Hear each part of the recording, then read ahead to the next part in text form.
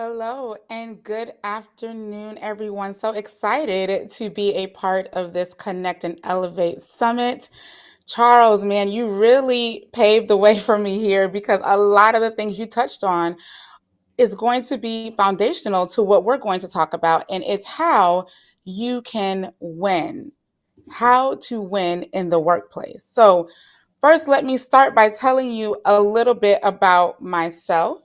I am LaShawn Davis. I am the founder and the CEO of the HR Plug. We are an HR consulting company, and our focus is to make sure that whomever you are in interacting with others, that you are positioned to thrive and win at work. So, with that being said, we are passionate about supporting people achieve whatever their career potentials are, whatever their dreams are. That's what we do. And so, outside of my company, let me tell you a little bit about me.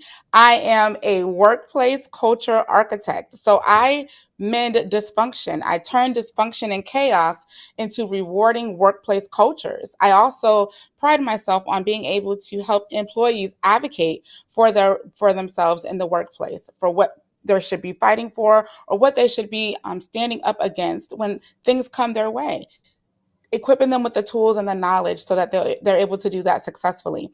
I'm a visionary collaborator. At the HR Plug, we plug you into your potential and your purpose. I intentionally bring up topics that are controversial because I'm an intentional conversationalist, people and culture influencer. One of those things that I have to do and have to be in this space is have the ability to influence others to drive change in the workplace and in environments.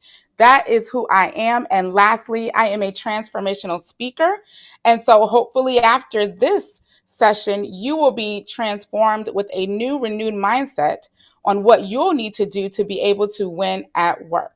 Some of the ways the HR Plug can support you are going to be on the next screen here.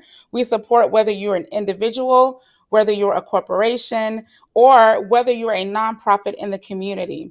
We are here for you. We are definitely a connection that could help you elevate in whatever scope you're trying to pursue, whether it's in the workplace, professionally, or individually, personally. Consider us a connected resource for you.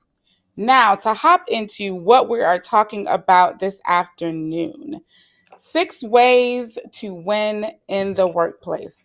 I'm going to break down for you how connecting with yourself is so important. So, Charles talked about the essentialness behind connecting with others. But before you can connect with anybody or anyone else is going to want to connect with you, you have to be connectable.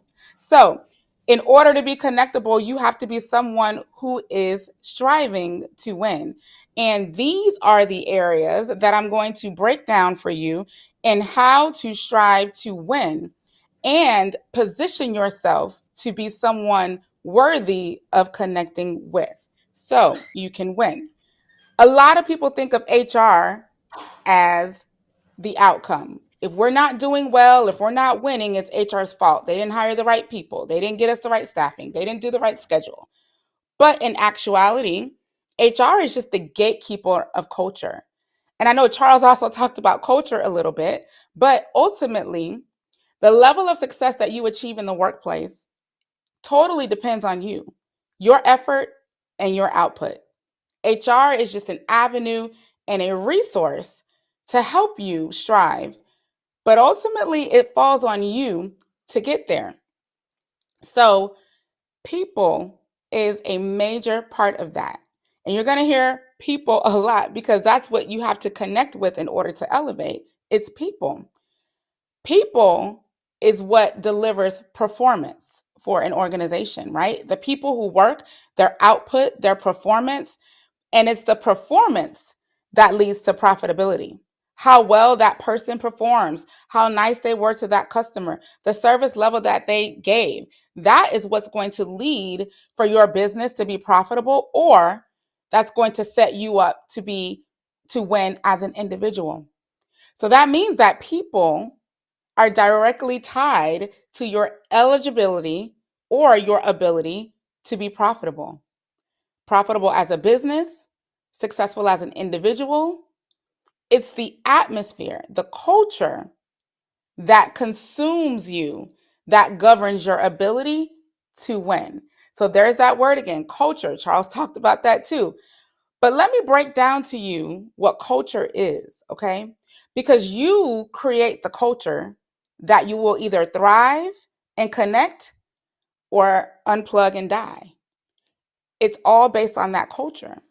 So when we're talking about culture, we're talking about the atmosphere, the conditions that lead to creating an environment where you can perform well, where you can drive business outcomes. If the culture is toxic, you cannot win. You own whether or not that culture is toxic. So the ability to connect is what I'm saying solely lies on who you are as a person and your ability to connect within. Because once you trigger and connect within correctly, then you can position yourself to elevate, rise, promote, be better, improve, and grow. That's what we're going to focus on. So these are the 6 ways that you should focus on how to do that. This is going to require a mindset shift in your thinking, right? Because people affect progress and profitability. So I'm going to swirl around in these 6 areas, and then I'm going to ask you 6 questions. And the questions will help you gauge the level of success that you are currently at and let you know where you need to work on so that you can position yourself to be connectable so that you can win. The first area, as you can see, is your network. Your network. So, who are you positioning yourself around to connect to? Because your network can determine your net worth. I'll say that again. Your network can determine your net worth. Who you do business with, who you affiliate with, who you associate with, who you are seen with, your brand, your reputation, all of that matters because it's a part of your inner connection. It's a part of what people connect to you. So you don't even have to be someone to see something and it triggers them to connect that person to you. When people see my husband, they think of me because I am connected to him. Who are you connected with in your network? And what reputation or what brand is being said about you when you're not in the room? That's why you have to be mindful of your network. Think about Shark Tank, okay? Shark Tank is a show. People come on Shark Tank with million and billion dollar ideas, but they struggle launching or getting it moving. So they come to Shark Tank for that connection, right? That network, because that connection is tying into their net worth, their profitability, their ways to make money. So you have to surround yourself with the right people that can position you to elevate and win. There are at least 3 people that you should include in your network. The first person is you should have a coach. You need to have a coach because a coach will hold you accountable to get to the goals that you're achieving for yourself. Otherwise, you won't do it. You might give up. You might quit. You may not move forward. If my goal is to lose 50 pounds and I know I have no motivation or drive, I just have a willingness to want to do it, my coach will push me to get there. You need a coach in your network. Secondly, you need a mentor. A mentor is not a coach. Those are 2 different people because your mentor has already done what you're trying to do, so they can help you get to where you're trying to go. A coach may not have done what you're trying to do, but they can hold you accountable to get there. So you need a coach and you need a mentor. And third, in your network, you need a sponsor. Who are the people that believe in you so much that they can provide you the resources to help you get it done because they believe so much in what you're doing? That is so essential to having your network because you can have an idea, but you don't have the funding. But somebody who believes in you will, and that can help you connect and elevate, just like in Shark Tank. So, people in your network will determine how well connected you can be to position you for elevation. I like to tell everybody, think about yourself as a business. If you have a business and you're not scaled yet to be large enough for this, or individually yourself, who sits on your board of directors? Who sits on your board of directors? Who are the people that you are looking for or looking to provide you quick advice or support to face any obstacles that you might face? Are you going to have somebody on your board of directors who's broke? Have you ever seen a board of directors team of somebody who isn't successful?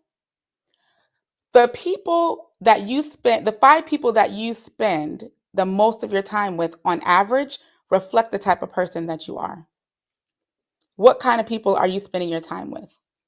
What type of people do you have in your network? The people you align yourself with should have a stake in the sustainability of your brand, because that's what gives you the ability to win. If you have people that are constantly pulling you down or weighing you down, or you're constantly giving, and giving and never receiving anything in return, your network is flawed. You need to reevaluate your circle. You need to look at who's in your network and how they're positioned to help you be successful, to elevate. My grandmother used to say, you are the company you keep. Who's in your company? I'm going to close out this section by reminding you. So there's a quote by Warren Buffett that says, surround yourself with people that will push you to do better. No drama, no negativity, just higher goals and higher motivation. Good times, positive energy, no jealousy, no hate, simply bringing out the absolute best in each other. Whoever's in your network should be bringing out the best in you, because it's your best self that shows up, that makes you connectable and positions you to elevate. So my question number one for you is, are the right people in your network who can position you to win? Evaluate your network. Next, you're going to want to be a listener. Listening is probably the most essential part of communication. How well you listen governs how well you speak, how well you perform, and how well you produce. If you don't listen, how can you deliver what your client needs? If you don't listen to the questions being asked in a job interview, how will you be successful in responding so you can get the job? Listening is so integral because when you don't listen, or when you fail to listen, you tend to make assumptions, you tend to make judgments, you tend to have those biases that Charles talked about. You want to listen, because listening is also not just hearing. How many of us will be on a conference call, but we're multitasking doing something else? I hear what's going on. I mean, I hear them talking, but am I listening to what they're saying? Until you position yourself to prioritize being an active listener, meaning taking the intentional time to really listen to what someone is saying, or what something is being delivered to you to do, or whatever that ask is. When you take the time to make that a priority, you're positioning yourself to win. Are you listening to people when they're talking? Or are you listening to what you want to hear just so that you can respond and say what you want to say? We call that listening to respond. That positions you for failure. If I'm listening just to respond and I hear you say, I'm ordering a double cheeseburger but no cheese, but all I hear is cheese, so I give you a double cheeseburger, now I've upset that customer. I didn't deliver properly because I wasn't listening, I just heard. So if you want to connect correctly, you have to be able to actively listen to yourself to understand your needs. Listen to the people who you're talking to, surrounding yourselves with, the people in your network. What are they saying? Are you actively listening? And are they saying things that are uplifting, inspiring, motivate, pushing? What's their level of energy? Are you listening to those things? Or are you dealing with familiar people that you've just become accustomed to, and you hear them and they're there? Because that's not going to help you elevate. And that's not going to connect you to anything of value or purpose. So how well you listen attentively, and intentionally is going to determine how well you can connect and elevate. Think about, as a parent, how frustrated you get when you have to repeat yourself to your child, right? How many times do I have to tell you to close the door, turn the light off? That level of frustration is not what you want anyone to have when it comes to you, because you're failing to listen. So be an active listener. Now ask yourself this question: how well are you listening to the needs to be able to successfully deliver what other people are asking of you? How well are you doing that? Because your ability to master that area is really going to help you elevate quicker, because you're then spending your time and energy on the things that matter. Next, we're going to talk about risk. If you do not take risk, you will never be first. And the only way to elevate is to be on top. So how can you ever position yourself to rise or be on top if you're not willing to take that risk to be first? Risk is a necessary step in order to win in business or individually. The biggest reason people do not take risk is because of fear. It's fear that paralyzes your ability to elevate. It's fear that paralyzes your ability to be successful.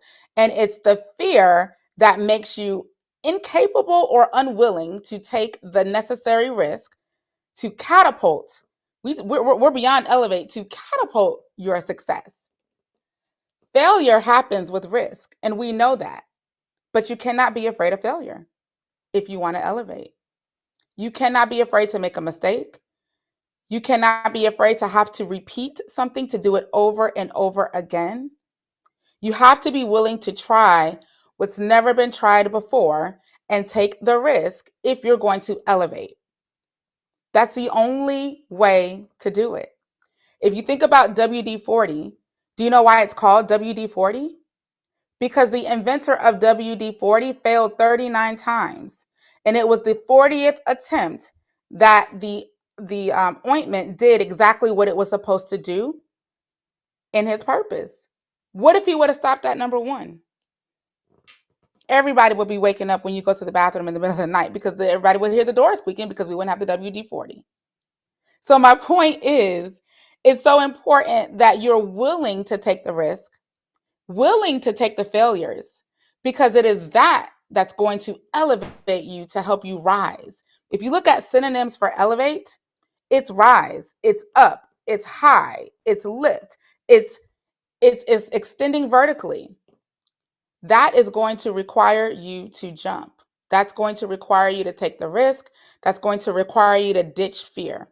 Because if you don't take risk in your career, you won't progress. If you don't take risk in your business, you'll always be second, third, fourth, or below. And that is completely contradictory to elevating. So you have to remember, the number one reason why it's important to take risk is because no one owes you anything. You can't expect someone who's already elevated to come throw you a rope to pull you up with them. It's much harder to pull somebody up than it is to pull them down. It takes a lot more work. So, because no one owes you anything, you have to go and get it. You have to go exude the confidence that it takes for you to stand confidently in your gift and move. Take the risk and jump, and understand, if you make a mistake, there's always tomorrow. If I'm not successful, I have an opportunity to try it again. I'll know what doesn't work, so I don't do it again. But if you are looking to thrive and win in your career or in your business, but you're not willing to take the risk, you might as well take it off of your list of things that you're trying to achieve, because you won't do it. You will fail. The way you overcome fear, right? It's easy to say, yeah, I'm afraid, but I don't know what to do. Here's how you overcome fear. You have to understand the root cause of the fear. What is it that's causing you to have this fear? So if my goal in business, for example, is to be an author, and I want to launch my book, but I don't launch my book because I'm afraid no one's going to buy it, that risk of putting it out there, I don't want to take because I'm afraid no one's going to buy it, then I need to be asking myself why. Why what do I think no one will want to buy my book? Oh, because it's priced too high. Well, why are you marketing to people who can't afford your book?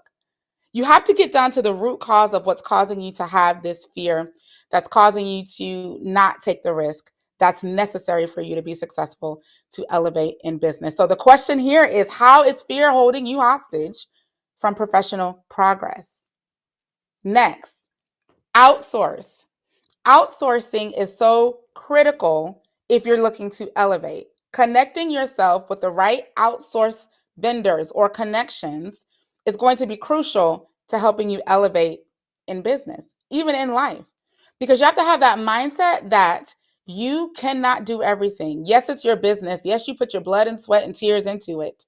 But stick to your gift and pay the professional.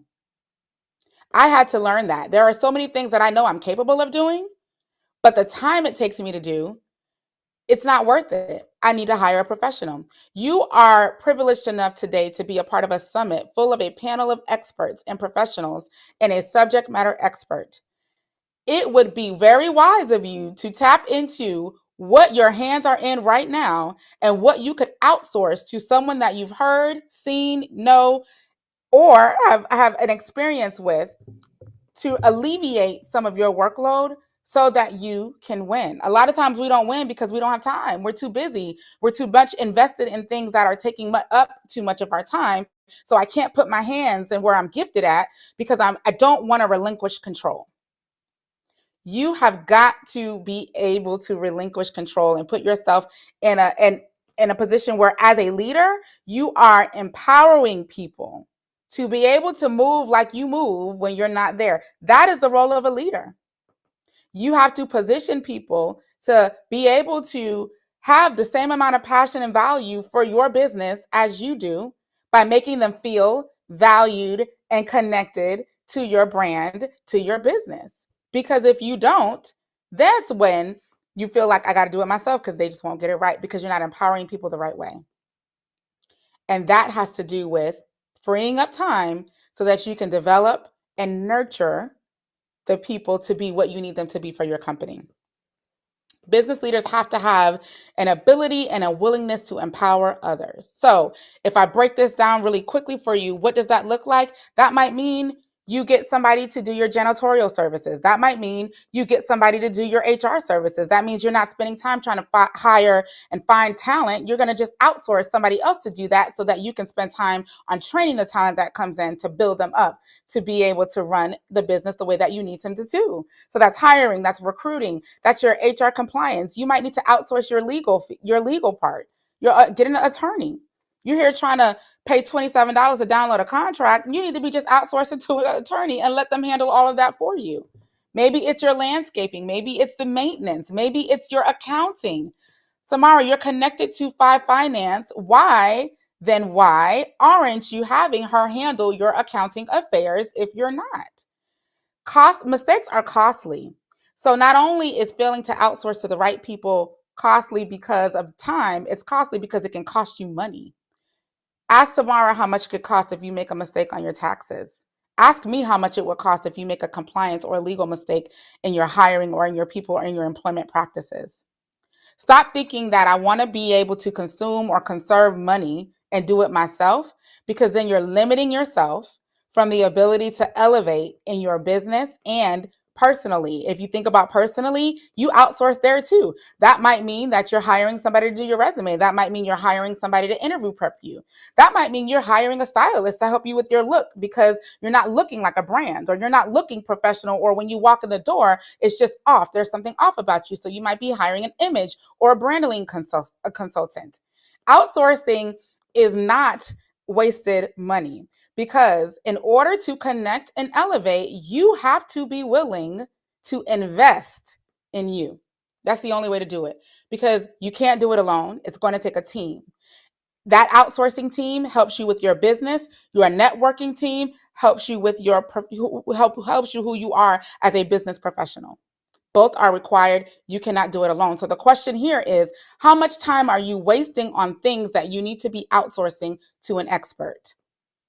Go evaluate that and see how much time you're wasting, how much money you're spending, how much money you're losing from taking away time that you could be spending in your business, but you're trying to do nuance or things that you really don't have any business doing.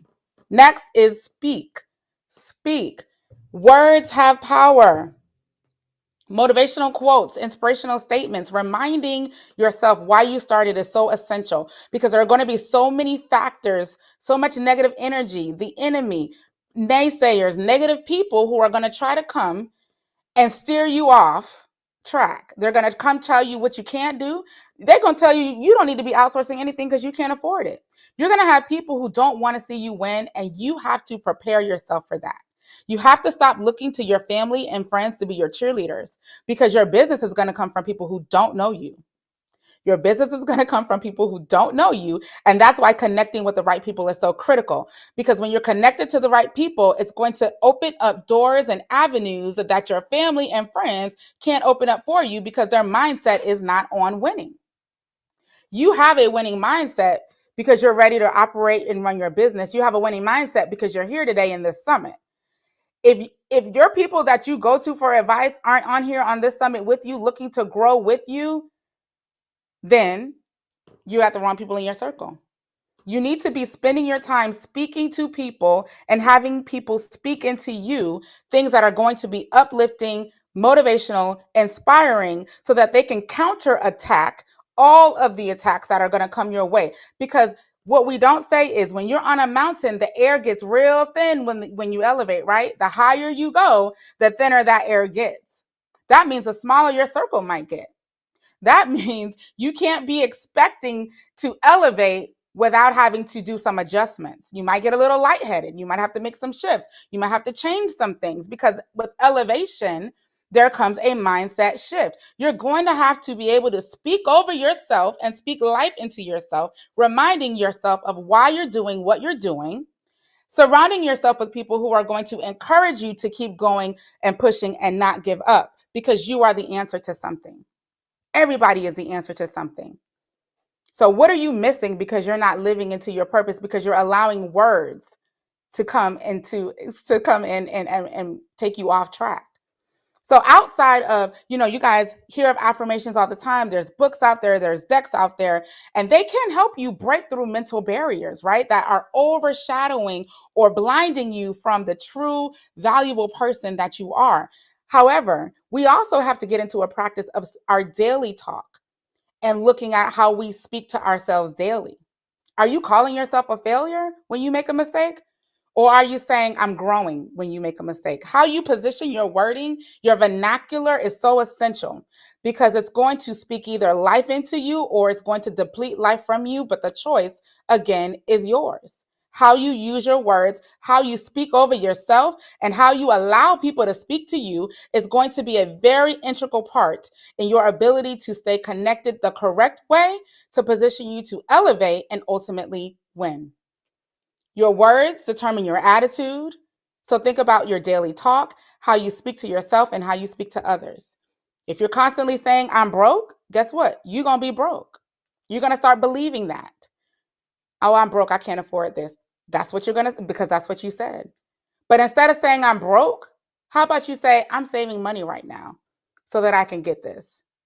How you position your words, how you communicate with yourself and others, it matters. So the question here is, what are you saying about yourself that is negatively affecting your mindset and your attitude? What are you limiting yourself from? What are you limiting your beliefs to be about yourself because you haven't spoken positively over your abilities? You're not exuding that confidence to remind yourself the solution to the problem that you are.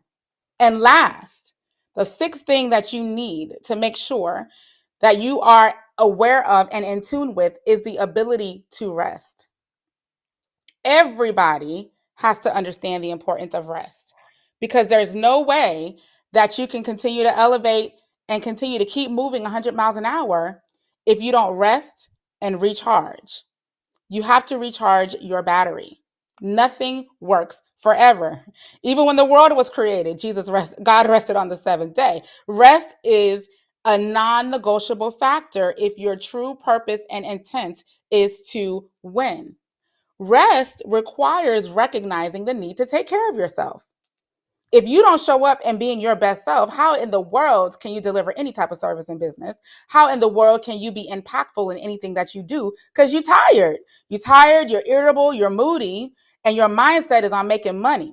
But you can't operate a business successfully if you do not rest and take time to unplug and disconnect to recharge. Your phone has to do it. Your computer has to do it. Any electronic device has to do it, right?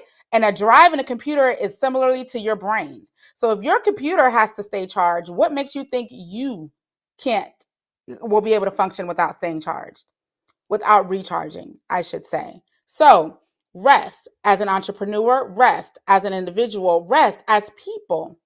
You cannot devalue the importance of rest. So what is rest and how does it affect your ability to win? Rest is having the courage to cut toxic people out of your life so that you're not wasting energy into them. Failing to rest is exerting unnecessary energy and effort into something that does not elevate you. So that network of draining people ties back into rest. Because if you are spending all of your time and energy trying to convince somebody else why you can do your business, how does that elevate you? And now you're tired. You can't be your best self and you can't show up. So rest is also establishing boundaries. It's saying no. It's turning off the phone when you're on PTO from work. It's not responding to an email when it's Saturday and you're off. It's respecting your mind, it's respecting your body, and it's respecting your health. And if you don't respect your body is tired and cranky because of a lack of rest, then who's winning? People matter. People need rest. So don't work your employees tirelessly. Respect their right to rest. Don't work yourself tirelessly. Respect your life, respect your right to rest. Because if you don't rest, you can't win. Rest is taking intentional breaks, even if it means scheduling them, even if it means setting boundaries, even if it means saying no. It's disconnecting and it's unplugging. That's why your network matters. That's why how you listen to your body matters and what others are saying about you and to you matters. You need to be rested to have a clear mind to be able to tackle your fears, to take the risk. You need to be rested so that you can have the time to outsource and find the right people the first time, not wasting or money or energy into somebody or somebody else that's not right for your business. Rest is the critical foundation to you being able to successfully run your business, to you being able to have the mind power to connect with the right people so that you can elevate. Who can climb a mountain when they're tired? Who can climb a mountain if they don't have the gear to do it properly? These 6 things are the gears that you need to climb. And rest is going to be where the positioning of your body will need to be to elevate. It's essential and it's a need that you're going to need to have to win at anything that you want to do. So those are my 6 tactics. These are the things that are going to be essential for you to connect with your inner self. So Charles talked about the importance of connecting with others and building those relationships. But if you're not connectable, if you're not somebody that somebody wants to connect with, then you will not be able to connect, nor will you be able to elevate. I know that I said a lot. So if there are any questions, I have a slide here that talks about how you can connect with me. I welcome anybody watching this summit to reach out to me and send me a DM. Let me know what you thought about this. Let me know what questions you have. I am the HR plug on all things primarily social, and it's right there on the screen. And I want to empower you all to understand you own you. You are imperfectly essential, and there's no one else out here like you. So if you don't take care of you, no one else will. So take the time, connect with your inner self, remember these 6 areas, and position yourself to connect and elevate. Thank you.